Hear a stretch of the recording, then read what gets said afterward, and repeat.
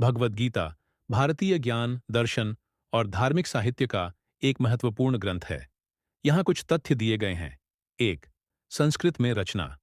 भगवद गीता संस्कृत भाषा में लिखी गई है और यह महाभारत के भीष्म पर्व का एक हिस्सा है। 2. संवाद का स्वरूप।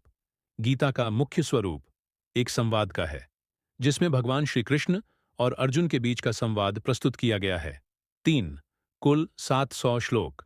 भगवद गीता में कुल 700 श्लोक हैं, जो विभिन्न योगों, धर्म, कर्म और भक्ति की शिक्षाएं प्रदान करते हैं।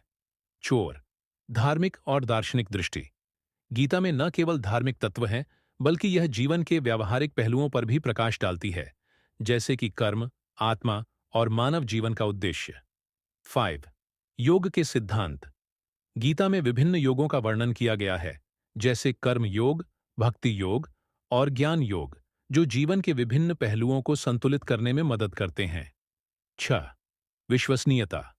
भगवद गीता को विश्व भर में एक दार्शनिक और आध्यात्मिक ग्रंथ के रूप में माना जाता है और इसके ज्ञान का अध्ययन हर समय किया जाता है।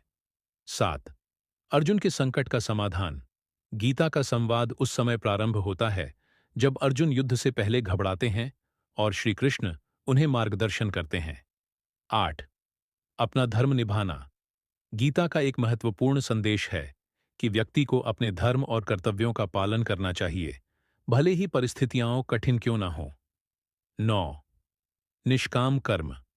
गीता में निष्काम कर्म की अवधारणा पर जोर दिया गया है, जिसमें व्यक्ति को अपने कर्तव्यों को बिना फल की इच्छा किए निभाने की शिक्षा दी गई है।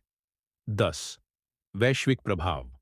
भगवद गीता ने न केवल भारतीय संस्कृति को प्रभावित किया है, बल्कि यह दुनिया भर के विचारकों, नेताओं और दार्शनिकों को भी प्रेरित करती रही है। भगवद गीता एक टाइमलेस शिक्षा प्रदाता है, जो आज भी लोगों को प्रेरित करती है और जीवन के विभिन्न पहलुओं में मार्गदर्शन करती है।